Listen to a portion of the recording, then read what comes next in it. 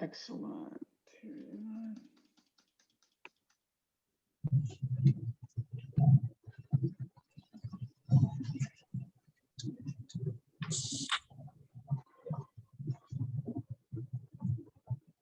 There we go.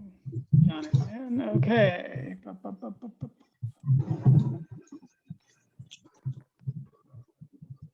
All right. So we have... Okay, excellent. There we go. All right. Okay, Maria. Okay, so good afternoon, everyone. My name is Rene Vargas Martinez. And as always, it is a pleasure to welcome you to our second Juntos Avanzamos engagement call of the year, removing barriers to financial inclusion, language, and translation strategies. And today we have an incredible group of guests that will be talking about this subject and sharing their experiences on the matter. My appreciation and thanks to Victor Miguel Corro from Coopera Consulting, Edgar, Michelle, and Robin from CUNA Mutual Group, and of course, Pablo De Filippi, our SVP of Membership and Network Engagement. Now, before we start, I want to take a moment to discuss the rules of the call. First of all, please, if you're in the call and you have to go out or take care of some business, it happens. Please make sure to mute your audio. We have had some very, very funny incidents with unmuted audio, and we would like to preserve the quality for this particular engagement call. Now, this engagement call is being recorded, and once we are done, we will share the recording with all of the Juntos Avanzamos network. We would also like for you to please participate in the call, and what that means is because of the format of this call, it is a meeting. Please make sure to raise your hand or to put that you want to speak on the chat, and of course we will open and unmute you so that you can participate and talk to our panelists. And here we go. Yes, and finally, we would like to see you. So if you're in a position to share your screens, please, to share your cameras, please just open your cameras and let's go with the call. So having said that, it is my distinct privilege to present to you our SVP of Membership and Network Engagement, Pablo De Filippi, that will kick off this call. Good afternoon, Pablo. Saludos. Hola, René. Gracias a todos. Hello, everyone. It's great to be able to have this conversation with you, just to explain a little bit more about the engagement calls. These are not webinars. These are conversations. This is something that we started because of requests from you guys about creating spaces where we could have, open conversations about issues that may be challenging for your credit unions or ideas that you may have that can help others better serve the Hispanic community.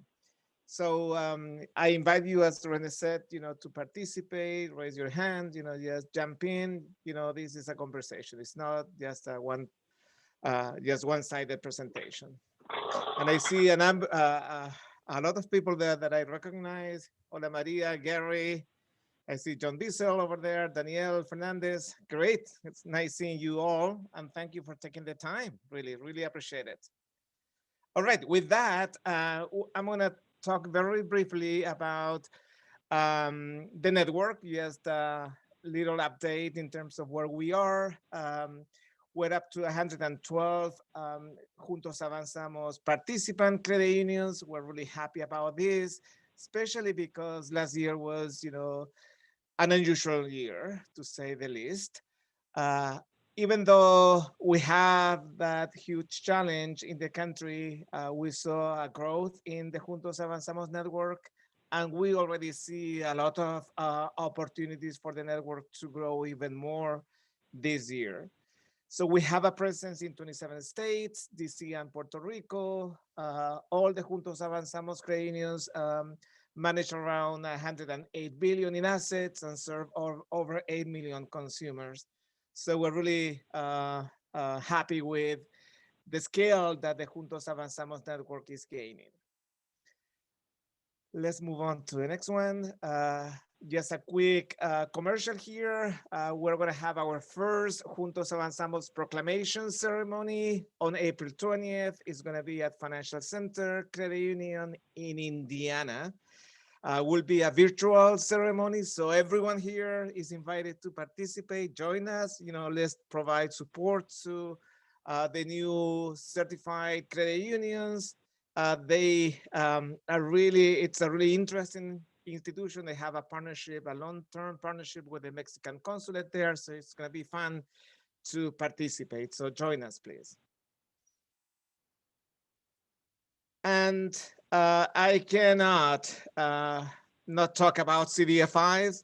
It is actually the year of CDFIs, and there are so many opportunities that I'm hoping everyone is paying attention to and hopefully pursuing. So really quickly, we're going to talk about the expertise that we have in this space. We've been around, right, since 1974. And most of the time that Inclusiv has been around has been really focused on creating some of these building blocks that help credit unions better meet the needs of low-income consumers and financially underserved populations. And that, of course, includes the Latino community. We played a role in the establishment of the low-income designation in the mid-90s, and of course, in the establishment of the CDFI fund.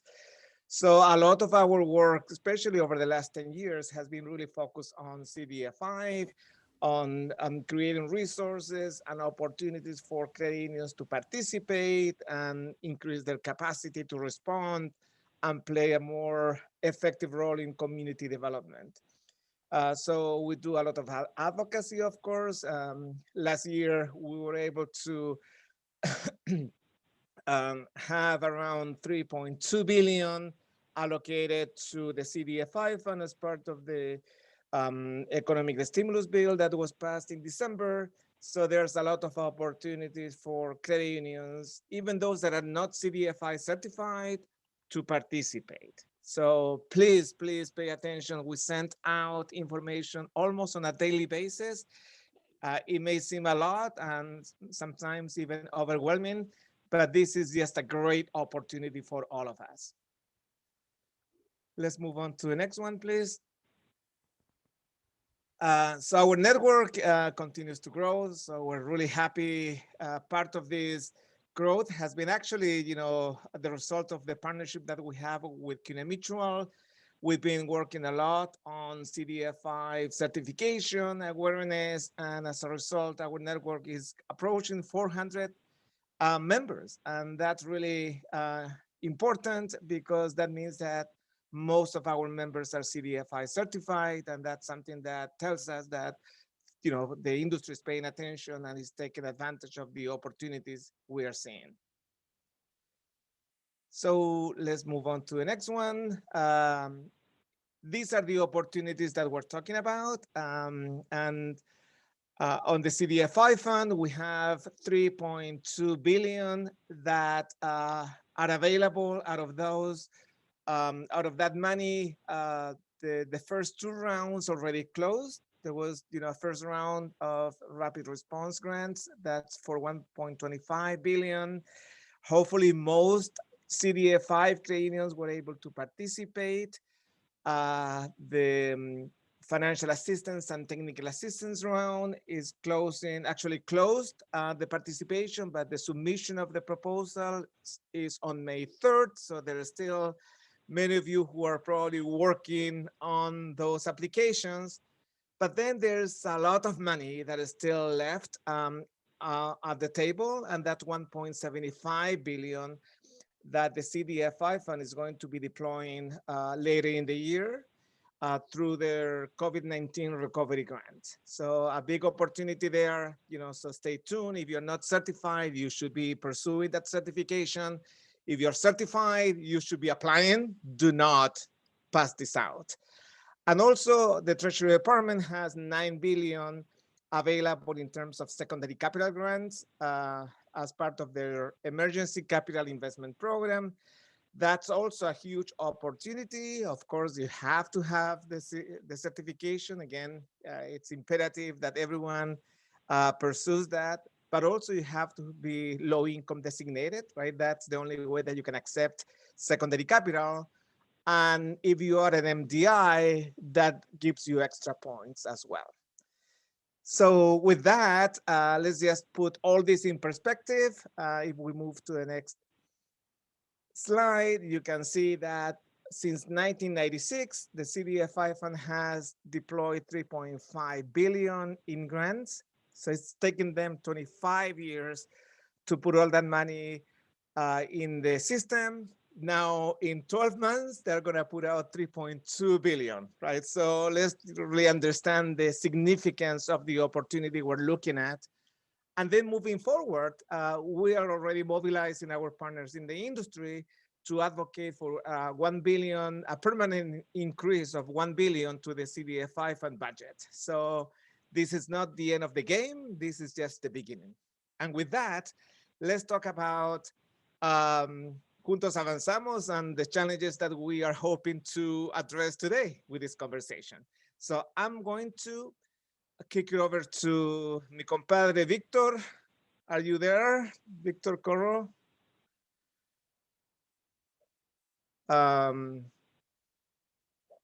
Yes, I'm here. Just a second, Pablo. Okay, I was just thinking that maybe Major Victor was missing, but okay. Can you see my slide? We can see it perfectly.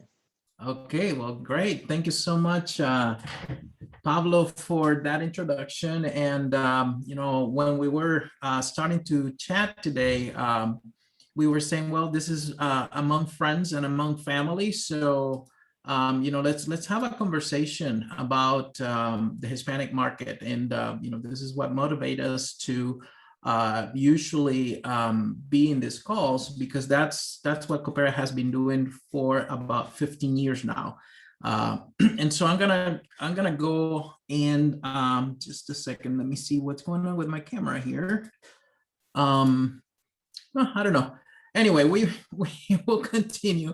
And before I usually share anything, I want us to always think about marginalized populations. Credit unions actually exist to serve those who are underserved, those who have no financial services, and those who need better financial services. So in that effort, I usually like to remark that there are populations that we may be forgetting, leaving behind, or not thinking about. And so I like to go one by one here. So we as credit unions always remember, first, people with limited English proficiency. Second, people from the LGBTQ community. Third, people with limited mobility. Fourth, people without valid IDs. 5, individuals with felony convictions. 6, people deemed mentally incompetent. 7, undocumented immigrants. 8, low-income individuals. 9, people experiencing homelessness. 10, indigenous communities. 11, people with disabilities, and 12, racial minorities. These are folks that we actually need to be very intentional to remember that they are here, and they need our financial services. Here I am again. So for this 10 minutes that we will spend together, I would like us to, acknowledge the complexity of the Hispanic and Latino identity in the United States, recognize also the difference between assimilation and acculturation, and learn just a few cultural themes of the Latino community in the US. It's interesting that, for example, Pablo, myself, and Rene were all from Latin America, but Pablo's Chileno from Chile, I'm from Panama, Panameño, and then Rene is Puerto Rican. And so with that, just shows how much complexity there is between and among us Hispanic Latinos in the United States. Usually we're lumped together under that label that says Hispanic or Latino, but that speaks to our complexity as a group of folks. It's not a monolithic market, it's not a monolithic community, and it really depends on what country of origin we're from, what level of Spanish or English we prefer, and the culture and history of each one of our countries. An interesting thing is that if you ask Pablo, myself, and Edgar, or any other Latino here in the United States, how do you identify yourself, or what label do you give yourself? There probably will not be any, we will not agree as to whether we are called Hispanic, Latino, Latinx, or people from Spanish origin. We have heard it all at some point, because I was a permanent resident in the United States. I was even an alien. So yeah, but Victor, let's just agree on one thing, that Chileans are more fun. Okay, that's clear. Are we in agreement? No, we don't agree on that. So the interesting thing is that, you get a group of folks from Latin America, or even I'm a first generation immigrant to the United States. I've been here 30 years already, though. But, when someone asks me, so where are you from? And if I say American, I always get a follow-up question. Kind of like, where are you really American? Where are you from? So there's some otherness to me. And, that again, it's an interesting, it's an interesting thing to live with, because even when I go back to Panama now, 30 years after I've been out of Panama, my own family, my own cousins, question whether I'm real Panamanian. So I'm in between. I'm not here nor there. So that's something I have to live with all the time.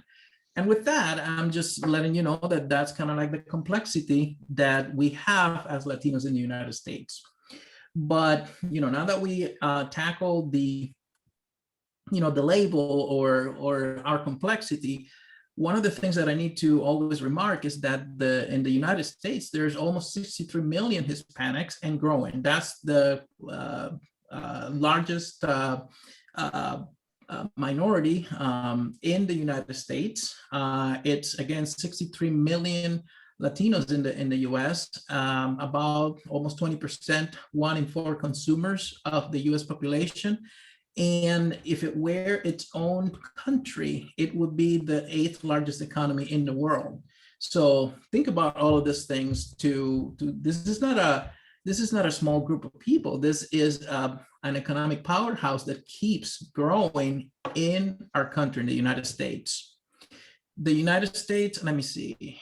So another thing that's important to recognize is that, yeah, we come from 33 countries and nations around the Latin American, Central, South America, and Mexico. You can argue that it's North America, but that's not here near there.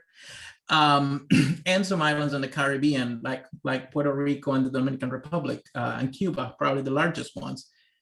With this, I'm telling you that even our Spanish, we cannot even agree on the accent that we all have. So there's 33 accents, and even in Panama, where I come from, whatever you are, people speak a little bit differently than the others.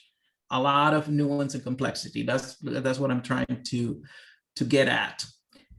Spanish language is, part of our identity and our heritage. And like I said, in Latin America, we have a very nuances when it comes to that language.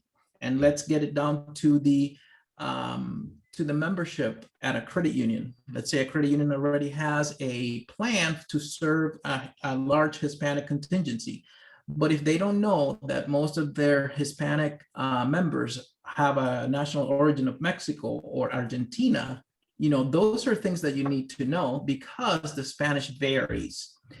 In the United States, even gets a little bit different too, and you even get what we're calling these days Spanglish. We can say half things in Spanish, half things in English, and we understand each other.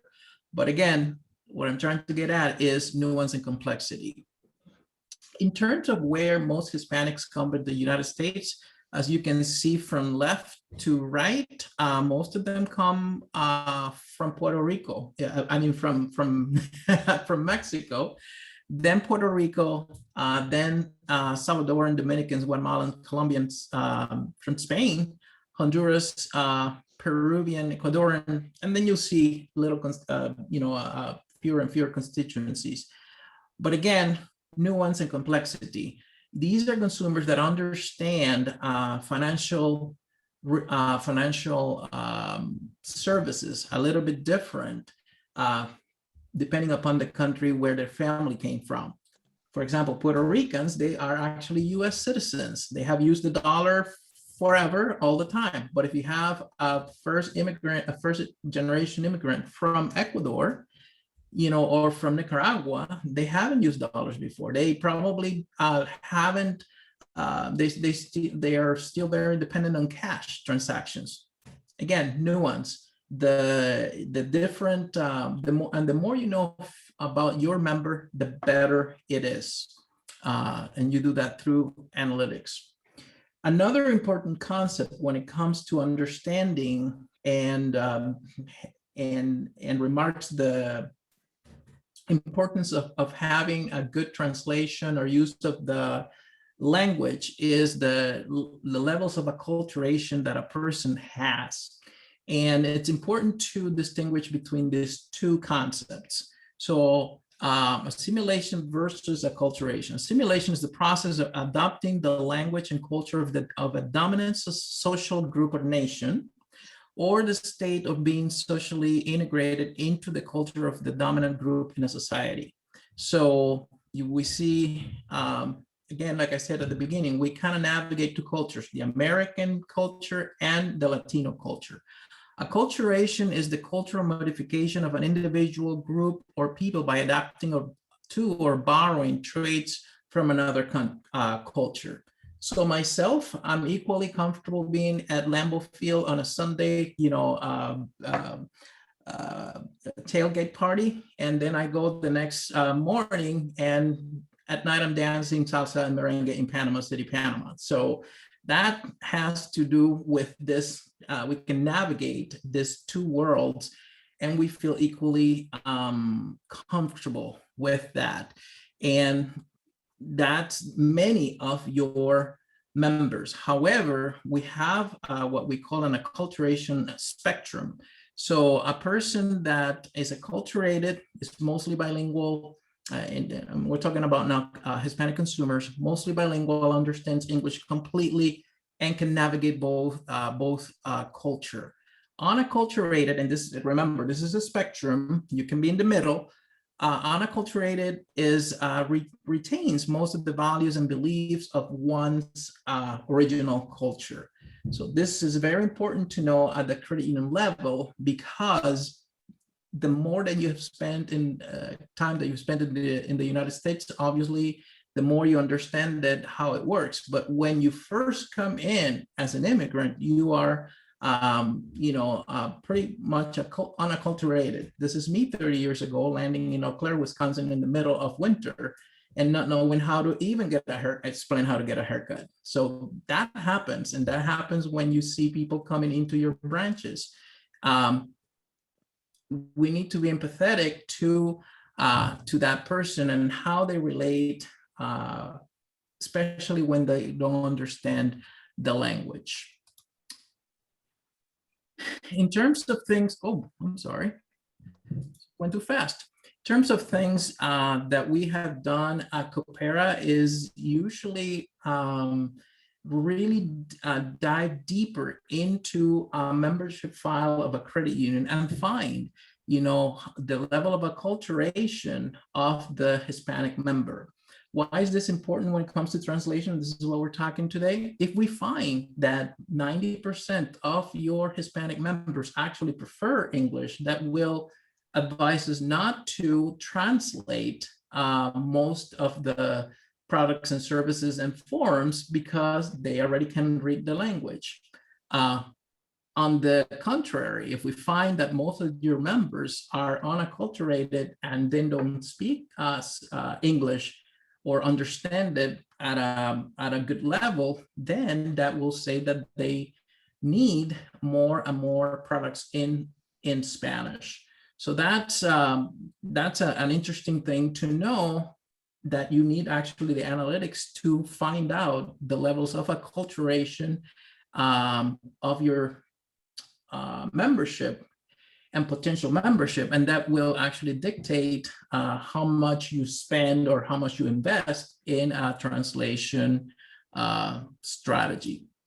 Let's talk pretty fast about a few Latino cultural themes.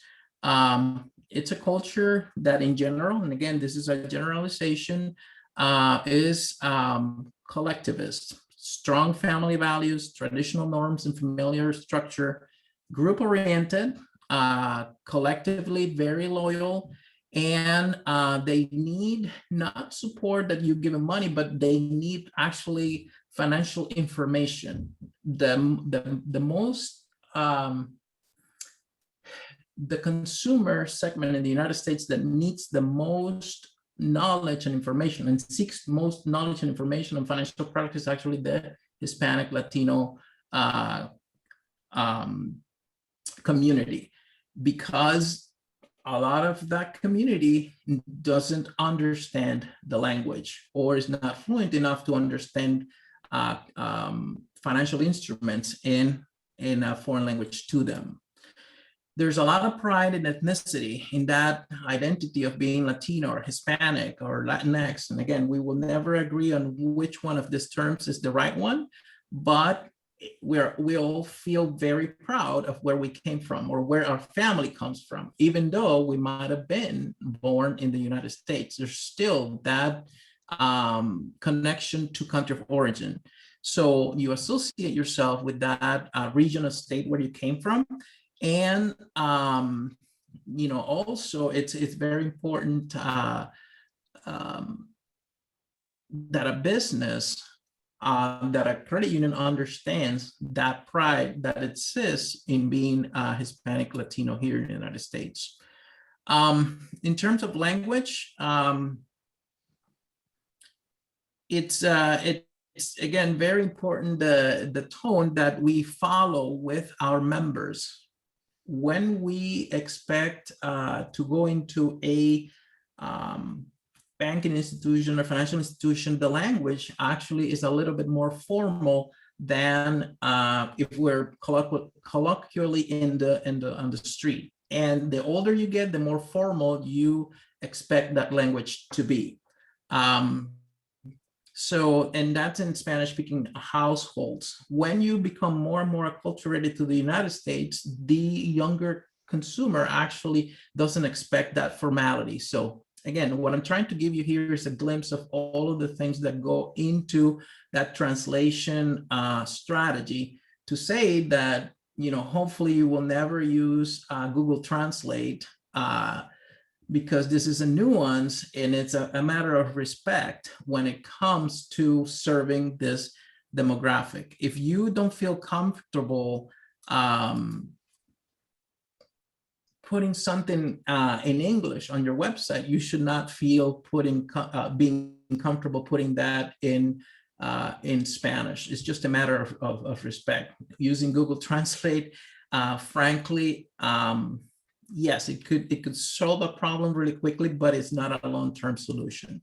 In the end, I just call all of us to be inclusion champions and to really recognize, the nuances that exist with the Hispanic consumer, their mindset, the way in which they relate to a financial institution, and in the way in which we can actually invite that community to grow and to actually be part of the success of our institutions, of our credit unions.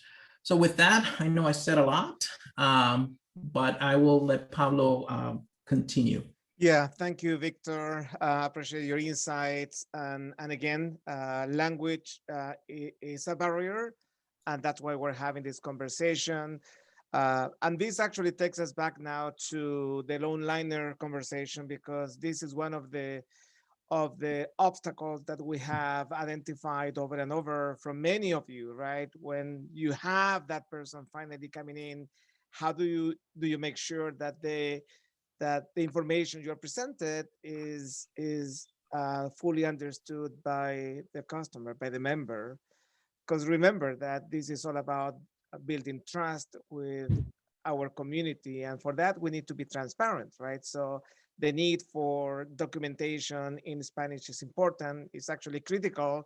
So with that, we have this amazing Mutual Group team who's going to be talking about a product that they have had available for a long time, I think, but a product that now they are really promoting, and that really makes us very happy. So I guess I'll give it to you, Edgar, or to you, Robin. I forgot the sequence here. I'll take it, Pablo. We'll Thank you. take it. Okay, thank you. Gracias. Buenas tardes, colegas. Good afternoon, colleagues. Edgar Hernandez with Key Mutual. I'm going to show my screen here in a second. As I do that, I just want to let you know that I am here a few feet away from lovely the Suncoast Credit Union Arena in south of Fort Myers. So when I drove in a couple weeks ago, I was like, yes, I'm in credit union territory. All right, so real quick, I'm gonna just spend a couple of minutes talking about what is it that drove us to initiate and continue to go down this path as an organization.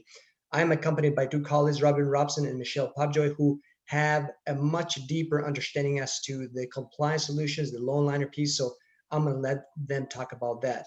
One of the things that I like to start off is basically understanding the business case for DEI. I think last year and this year, and it probably is not going to go away. It'll continue to be more and more important. But just a distinction within our company, what we do is we have separated those two departments. One of them on the left-hand side is DEI that works on, improving the diversity at the board level, improving the diversity at the workforce level, but also ensuring that their policies and procedures are amenable to serving the underserved. And on the right-hand side is the area that I work with, which is the Multicultural Center of Expertise. And if you've heard me speak before, we look at a lot of data, but mainly focus on the products and services that are out there so that we can meet consumers' needs. Like Victor said, not only the Hispanic market, but African American, Asian American, Native American, and so forth. But ultimately, the goal is to improve business performance, because after all, none of us here are just we talked about the credit union movement is both doing well while doing good. But one of the things that a question that we should ask ourselves, especially when we're talking about the topic of translation and language, is who benefits and who is burdened?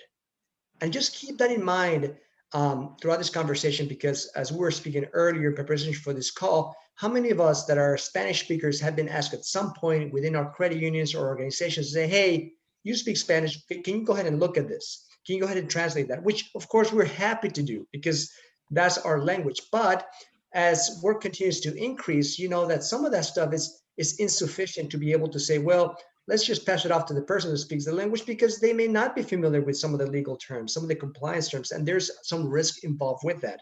As the best intentions that they may have, the impact might be less than desirable. Does that make sense? So with that, our center of expertise, our group focuses on three areas. We look at data to generate insights and ideas, a lot of demographics, some of the stuff that Victor talked about, but we also have the product knowledge. So we understand who is buying what and when. And so by joining forces, we'll be able to help credit unions really segment their market. The second piece is, how do we activate? Ideas or insights are insufficient if they just remain on a shelf, right? We probably have a lot of books and information on our offices, but if we never put them into action, what's the point? And finally, what we do is we amplify our impact through partnerships. And I, of course, shout out to Inclusiv, Juntos, Avanzamos, Coopera, as well as AACUC, NALCAP, and FALIN, which are partners of ours. Some are more recent than others, but the cool thing about this work is that we're able to cross-pollinate. Anything that we learn, we share. And then, things that Pablo has learned, he shares with me. And so hopefully after this call, what we have done is cross-pollinated some of the things that we're doing with you. Make sense? So with that, I'm going to go ahead and pass it over to, I think it's Robin, who's going to talk a little bit about loan liner solutions. So Robin, take it away. Thank you, Edgar, and thank you for having me here today. Wanted to, Yes. okay. Wanted to start by telling you a little bit how I became interested in the Spanish initiative. So I have, prior to coming to CUNY Mutual Group's loan liner department, I have 13 years experience working in the front lines at a financial institution, a bank, and a credit union.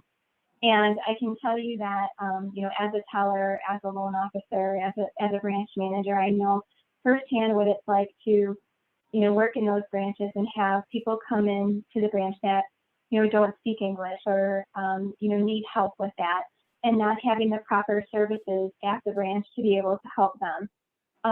So, you know, I've been there, you know, with them, and, you know, on the other side of that, I've been in a position where I studied abroad in Mexico, in Cuernavaca, and I attempted to learn Spanish, and I just know very little.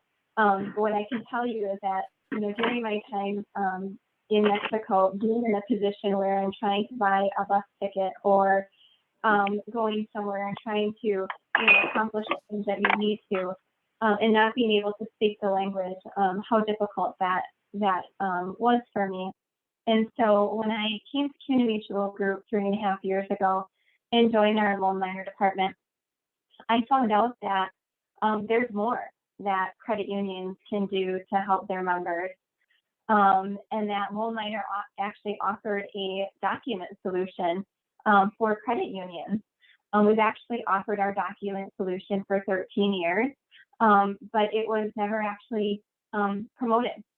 So before I jump into a little bit more specifics on the Spanish side, you know, I'd like to think everybody knows who loan liner is, but for those of you that may not know, I'll just tell you a little bit about loan liner. We've been around since 1978, helping serve credit unions, serve their members.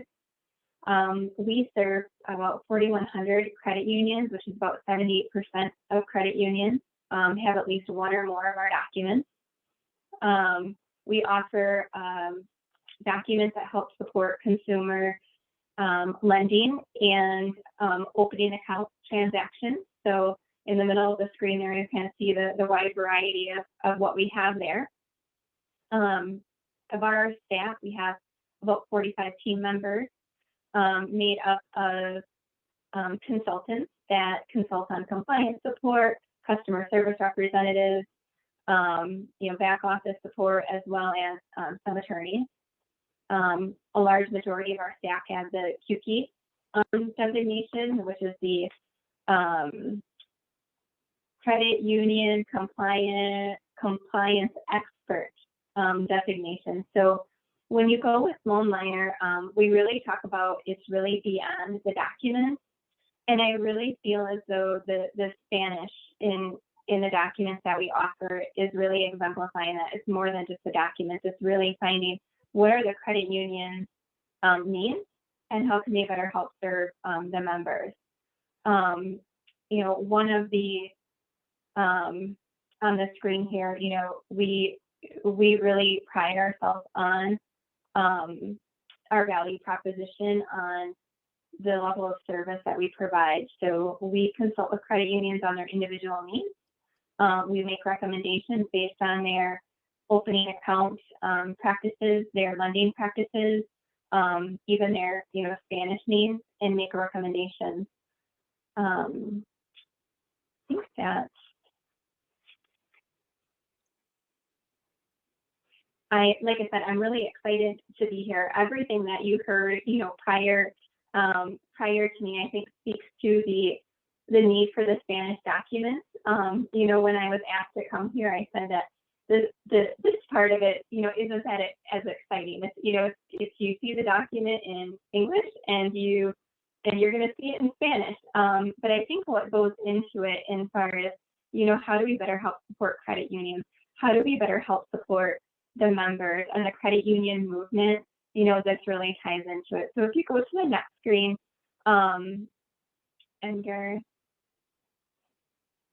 Come on, Edgar, wake up. Wake up, Edgar. Just wanted to show you a little bit of the side-by-side of what we do. So we really just take the English version of the document and translate it into the Spanish version of the document. And Edgar, if you want to go to the next page, there's another example of the account card. So we actually have partnered with a company outside of Madison. We've worked with them for the last 13 years. They do have certified linguistics that specialize in professional translation. They don't use any machines, right? They don't use any, computer translator. It is a person that goes through the actual translation. They have the financial and insurance background to work on these translations. In order to work on our documents, they have to have 3 to 5 years prior experience in translating before we allow them to translate our documents. We also ask that whatever language we're translating into is their first language. So the people that are working on our documents, Spanish is their primary language, it's their first language. We do go through several rounds of editing with the company to ensure that, so there's a person that translates the document, there's a second person that edits it, and it will go back and forth several times.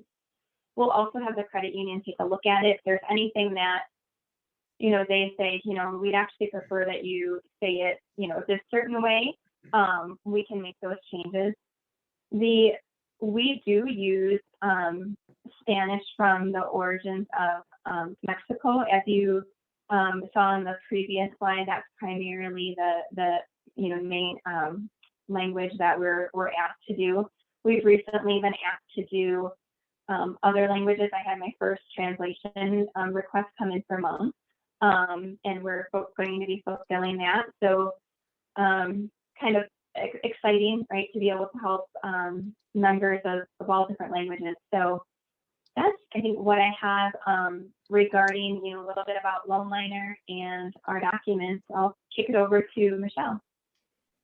Great, thanks, Robin. So I'm Michelle Pobjoy. I'm the compliance manager of the LoanLiner's real estate document suite. And that means I'm responsible for providing lending, regulatory compliance expertise, and operational support to credit unions and CUNA Mutual staff. So I've been with CUNA Mutual Group just about a year. I think my year anniversary is actually next week already. Don't know how that happened so quickly. But I do want to thank Robin. When she asked me to help participate in this Juntos Avanzamos meeting, I got so excited because, like her, I also have a passion to help underserved communities. A little bit of background about me. Although my Spanish is really broken right now, I also have a Spanish minor and was a Peace Corps volunteer in Panama for 2 years. Ironically, I didn't meet Victor there, but I did meet him a few years after, so that was exciting. And so I know what it's like to be the only person in a community that speaks a different language than everyone else. However, to put it in perspective, I wasn't buying a house or opening a checking account. I was there to help them with other items that they requested. And so it's a completely different experience. And so although it gave me empathy, it's just not what our LEP members live through on a daily basis. And then additionally, in my previous role, I was a commercial lending officer with the Wisconsin Housing and Economic Development Authority. And there, my main focus was to develop affordable housing throughout the state. So like all of you on the call, I've seen firsthand where we have made a lot of progress, but we also have a long ways to go to be more inclusive for all of our potential members. And so, as I mentioned, I work mostly with the real estate documents and was very excited when LoanLiner started offering these. The deposit and consumer lending documents have been available for some time, but we just recently started offering the real estate in Spanish as well. And so a few things to consider with real estate is, you all know, every state, even some counties for that matter, have different requirements. And that's where LoanLiner will consult with every credit union on an individual basis. We just want to make sure that all credit unions are complying with the hundreds of laws and regulations you are all aware of, and to make sure we are meeting all the credit unions' individual needs. right now we are generally suggesting that members execute the English version of our documents, and then the Spanish version is a courtesy copy, so at least the members know what they're signing. And as Robin mentioned, we do have exact translations of our English version documents. One other part I want to mention about LoanLiner is we have a warranty on our LoanLiner documents. However, if a credit union were to purchase our English version and then has that document translated on their own, just want to be upfront and clear that CUNA Mutual Group only warrants our Spanish version, not a translated one, if you were to do it on your own. So just keep that in mind. And then lastly, I just want to touch on some research I've done on the topic, and I've noticed that some states do already have some language protections for LEP individuals when it comes to contract negotiation and translation. So I think it's reasonable to expect more states are going to address these language discrimination laws in the near future. So that's one thing that LoanLiner is always doing. We're always watching for new and updated guidance, and we communicate it with our credit unions. And Edgar, if you wouldn't mind putting that PowerPoint back up, I just want to show you an example of an alert we sent last week. Thank you. This explains that the Consumer Financial Protection Bureau, or you all know CFPB, they recently published some principles and guidelines for financial institutions to expand access to financial products and services to their LEP members. So this has been a great tool for credit unions to review to help make the best business decision for their own credit union. So as you know, like we all said, LoanLiner is here to help support your credit union's DEI initiatives, and hopefully we will all be in touch with each other and keep moving forward. So thanks for having me, and I think it's going back to Pablo. Me. Yes, Okay. thank you, Michelle. Thank you. And great shout out about the consumer protection. It's important. I know that sometimes in our industry, we tend to shy away from regulators, but in this case, this agency is very important. We are going to be actually having a town hall call with them specifically about these issues around language access, so stay tuned. We'll send you more information on that. But with this, now I wanted to ask John Dees and his colleague, Jose Abreu, to share their own experience with LoanLiner. I can't believe, Robin, that has been around for 13 years. I used to run a credit union many years ago, and I used it. That's why I was really mystified that it wasn't, that people didn't know more about this product, this solution. So I'm happy that John, has been using it for a while. So maybe John, you can share a little bit your experience and how that's been, accepted, I guess, by your membership. Okay, thanks a lot. Appreciate it, Pablo, and happy to be part of the meeting today.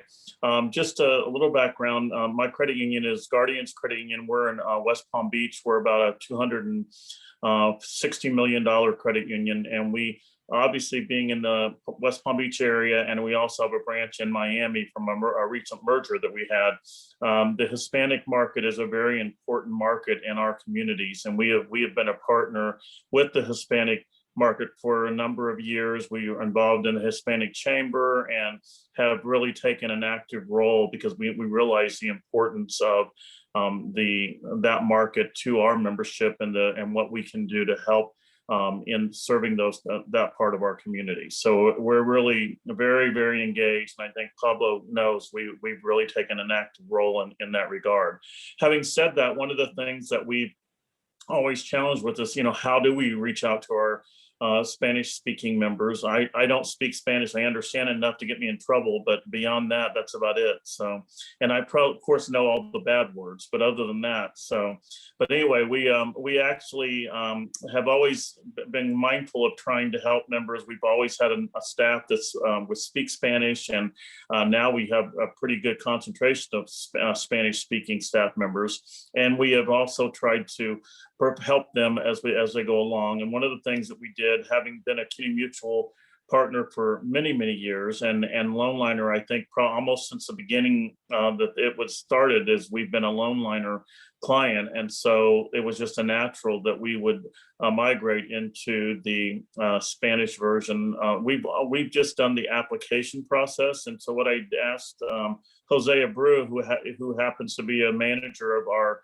largest branch in our credit union in West Palm Beach, he's on here today, and I asked him to join us because he's the one that works. He is Spanish speaking, and he works with a lot of our Spanish members. He's very familiar with the application, and I wanted him to be on today so he can kind of give a little bit of background on how it works and how the members receive it. And with that, I'll turn it over to Jose. And Pablo, thanks for having us. So, thank you, John. Okay, Jose, we're all ears now. Saludos. Hola, hola. Yeah, so I just want to say a little bit about myself. My name is Jose Abreu. Originally, my family were from Dominican Republic. I lived majority of my life here in West Palm Beach. Pretty much, I started here working at Guardians Credit Union before it was PBC Credit Union. We started as a teller, and quickly started progressing and moved my way up as the branch manager of one of the biggest locations for our credit union. Being Hispanic, and I know how it is and how we can make an impact in the community, and coming from a community that's very Hispanic origin, I understand how it can be difficult when a member doesn't understand something. But I can say one thing is that our credit union really does focus very well with our Hispanic members and our Latino community. In every branch, we have somebody who speaks Spanish, as from Teleline all the way down to one of our loan officers. We have people who speak Spanish. In our lobby tracker, which the member has to sign in, we have an option for the members to actually click in there to speak with a Hispanic, one of the Hispanic employees. Talking about our applications here is that we have an application here in Hispanic, in Spanish. We translate that in Spanish for our members. We want to make sure that the members, one, feels comfortable with what they're signing, and also, two, we want to best serve our members, and especially when they have no understanding of what they're signing and everything like that.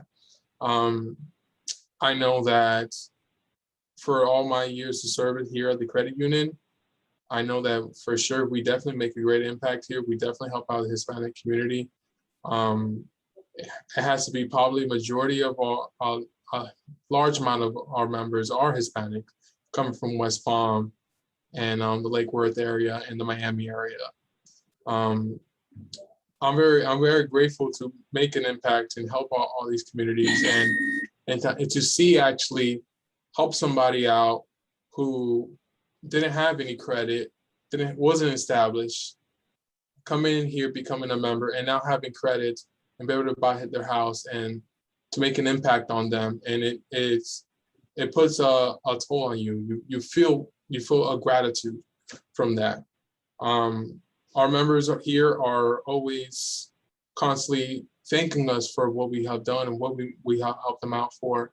You know, from somebody who doesn't speak Spanish, doesn't speak English, and now they have their first automobile, they have their first home, and we definitely really do focus on that. And with the Loneliner and with our application, it does help a lot for making the members understand and what they're signing in. That's pretty much all I can say about that. That's great, Jose. Thank you so much. Renee and I had the privilege actually of coming to your credit union for the Juntos Avanzamos proclamation a couple of years ago. And guys, I cannot tell you how happy I was to fly the Juntos Avanzamos flag so close to Mar-a-Lago. Okay. So amazing. It was, a great satisfaction, and what you guys did there was incredible. So thank you, Jose, for sharing your experience. And I guess let's open it up now to everyone, because again, to me, the Loneliner solution shouldn't be a mystery, it shouldn't be something new, but looks like many of you didn't know about it. So does anyone else have any experiences to share with the group? You know, is that something that you knew about it or not? Have you used it? You know, just jump in now.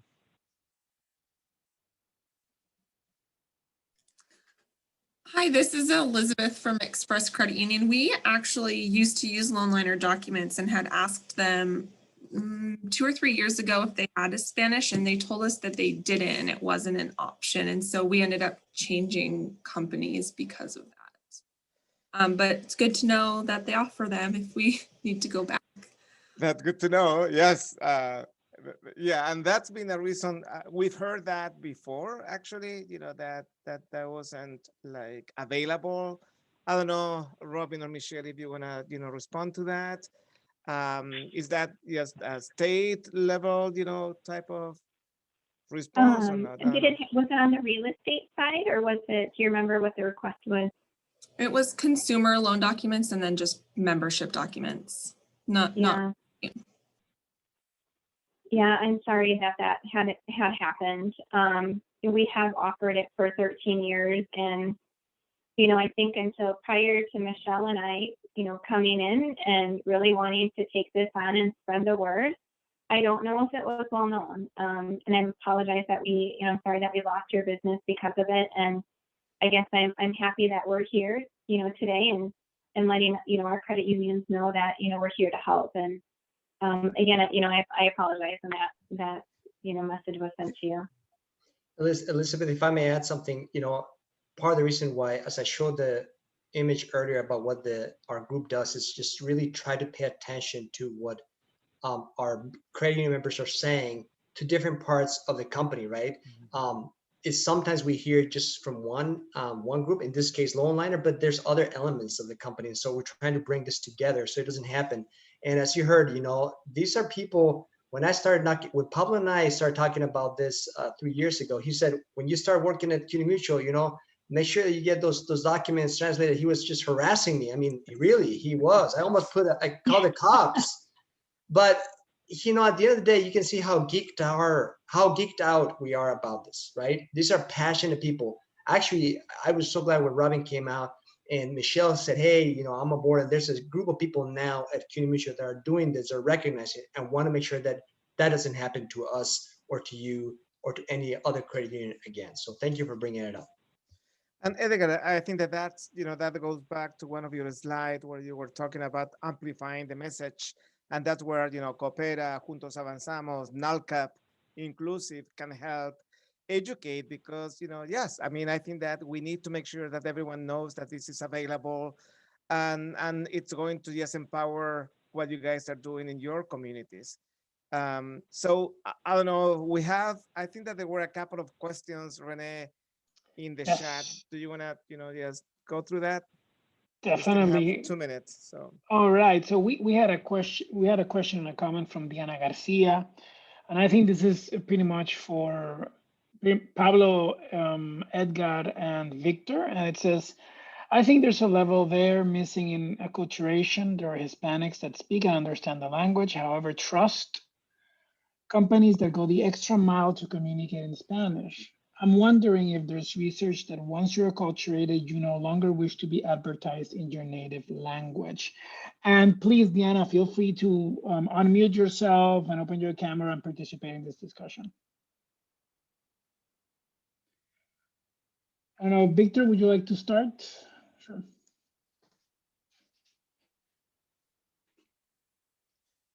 Okay, that's a drone. Victor, lost in translation, Victor. Lost in translation. So as you get acculturated and you get to be more mainstreamed, that's a term that we use. Usually, you will tend to want things in English because you know from a consumer standpoint that Spanish, sometimes many brands have it as an afterthought. So the most updated information may not be in Spanish, and so that's why you're conditioned as a consumer to do that. But usually, what we ask is that every brand asks the person what is their preference. I still, for example, I get direct mail all the time from DirecTV or Dish Network, and it's always in Spanish. And they assume that I like to watch Univision, which I don't really care. And you know, that's an assumption that actually is a visceral reaction. Every time I open my mailbox and I see that, I just chuck that paper in the trash because I don't like it. So ask me and don't assume. That's usually how we go with this conversation. Now, if they were promoting Telemundo to you, you would be like, No. oh yes, this. Just kidding. But yes, I mean that assumption is it's something important to keep in mind. But I think that at the end of the day, it boils down to personal. It's a personal choice, right? I think that at least the way that I took Diana's question was more that I like to see companies making an effort actually to communicate with me in Spanish, because to me it means that that I'm visible. You know, one of the things about being Latino is that we come in every color, right? So it's easy to become invisible. People don't see you, right? So to me, language becomes that. It's a way for someone to tell me that I matter. Mm-hmm. Hey, Pablo, you know, as a researcher, and since we have a nice diverse group here, what I'd like to do maybe in the chat, if everybody can put in, for your preference, what would you prefer, English, Spanish, or you're indifferent? Just as a curiosity, because I think it will give us a little glimpse as to the diversity here. So if you want to take a shot at just typing in the chat, you know, if you were to get a piece of mail, what would you prefer to be in? All right. Thank you, Edgar. And in the meantime, we had another, before we go to Ismael, which is raising his hand. Thank you, Ismael. We had kind of another comment / question from Elizabeth Escobar from Express Credit Union. And Elizabeth was asking, you know, how do you call your members in Spanish? Is it miembros? Is it socio? Is it asociado? Is it afiliado? So, you know, maybe we can follow Edgar's lead here and just go ahead and put in the chat, you know, how you refer to your members in Spanish.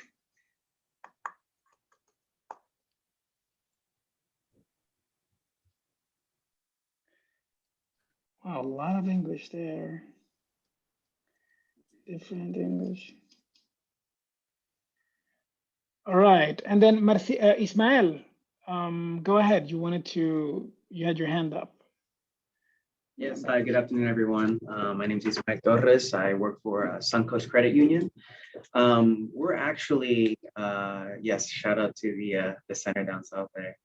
My branch is, I'm the branch manager of our Galleria Service Center in West Hillsboro. So we cater to a very dense Cuban immigrant and Venezuelan immigrant, we're coming to find out, population. So I want to say 80 to 90% that we do here is in Spanish. So we are actually piloting the Spanish loan liner or documents for our credit union, which is very exciting. Currently, we're having some issues with mapping, but that's internally. I have a question for Michelle. You made a comment that we should be executing the document in English, but sharing the document in Spanish. Does that mean we're not securing the signatures on those documents? What did you mean by that? No, I should clarify. So over the board, we're suggesting that, but it really comes down to the recordable instruments. So I've done some research with looking into how counties are accepting recordable instruments. For example, a mortgage. Will counties record a mortgage in a different language than English? Some are yes, some are no. Some require additional translation documents or certification. And so I guess I should have clarified more on that part. But otherwise, no, if your credit union is comfortable executing the document in Spanish, absolutely go ahead and do that. Absolutely. We're super excited about it. Something that we've been pushing for years. So I'm kind of a little disappointed that we've had it for so long. But you know, we're definitely happy to have it here. I did have a question for Edgar as well for CUNA. I was curious to know if we had any payment protection plan translated documents.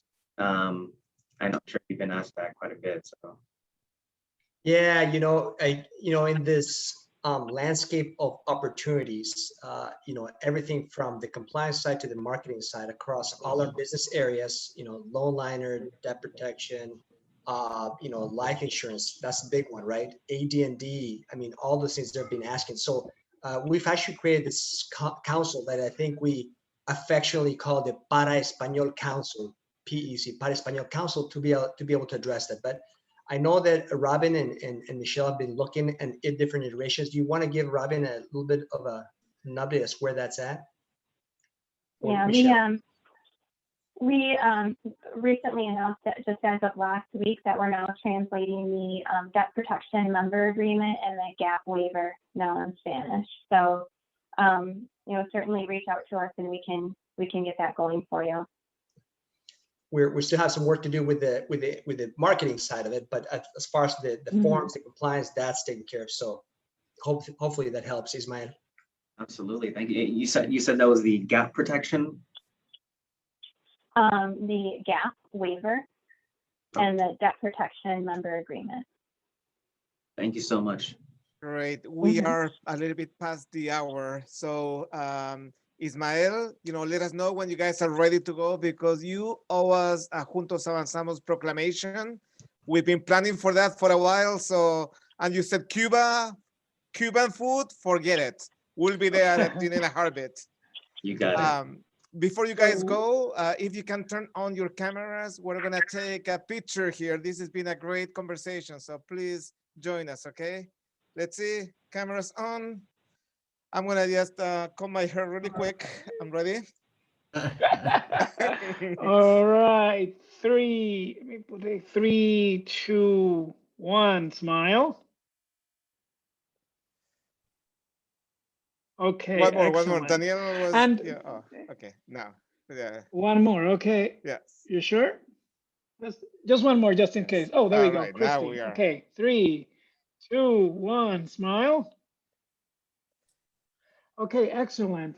And before we go, Edgar, Robin, and Michelle, could you tell us where our Juntos members can contact you? Do you have any questions about Loan Liner in Spanish and the functionality? You can maybe drop it in the chat. We will send an email afterwards, of course. But Yeah, I'll drop my information. if anyone in just the wants chat. to jump at it. And there's a discount for Juntos Great. Avanzamos designated credit union. So take advantage of that opportunity. So thank you guys so much. Really appreciate it that you took the time to join us, and we'll see you next month.